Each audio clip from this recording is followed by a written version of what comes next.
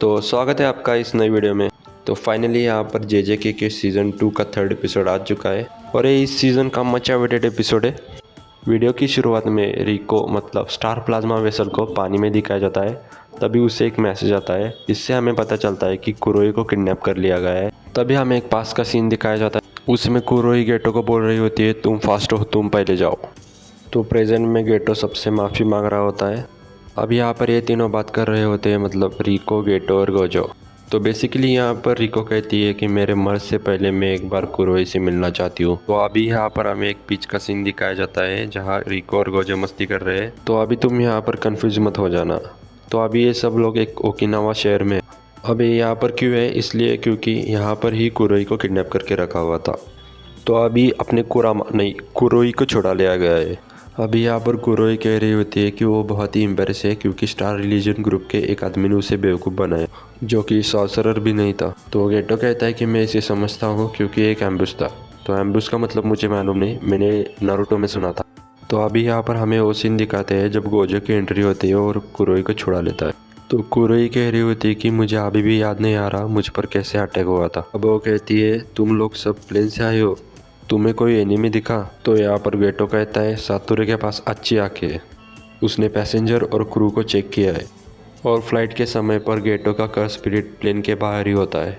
गेटो कहता है कि मुझे पता करना है कि उन्होंने स्पेसिफिकली ओकिनावा क्यों चुना, यहाँ पर तो अच्छा खासा ट्रांसपोर्ट का साधन है।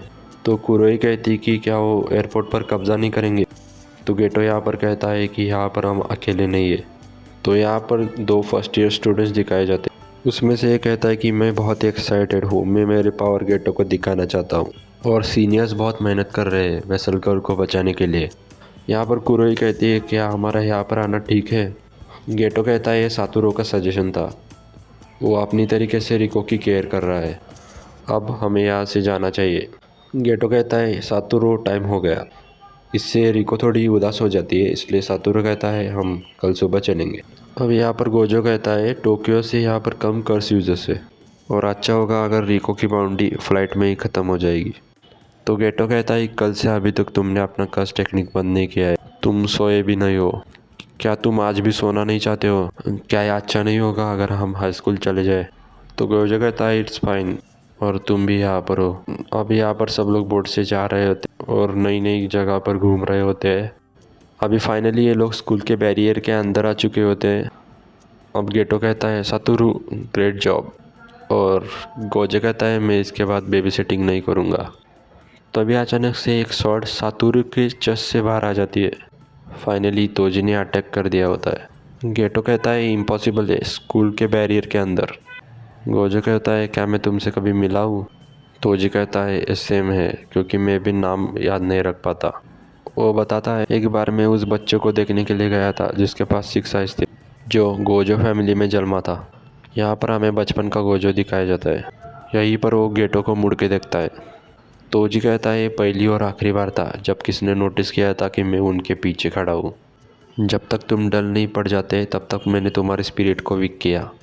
तो गेटो अपने कर्स का यूज़ करके उस पर अटैक कर देता है। तभी वो सातोरू की तरफ जा ही रहा होता है, तब सातोरू उसे रोक लेता है और कहता है आई एम ओके, मैं अपनी कर्स टेक्निक तो टाइम पर यूज़ नहीं कर सका, लेकिन मेरे इंटरनल पार्ट्स डैमेज नहीं हुए, मैंने स्ट्रेंथ के लिए कर्स टेक्निक यूज़ की, अब मैं ठीक हूँ।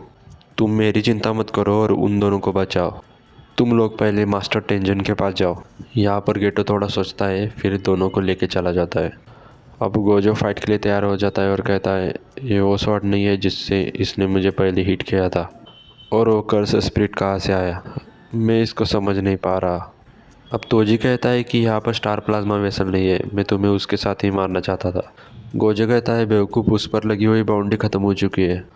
तोजी कहता है वो मैं ही था जिसने उस बाउंड्री को ख़त्म किया है, ये सब मैंने तुम्हें रोकने के लिए किया, और अगर मैंने बाउंड्री को ख़त्म नहीं किया होता तो तुम अपनी कर्स टेक्निक लास्ट टाइम तक ख़त्म नहीं करते।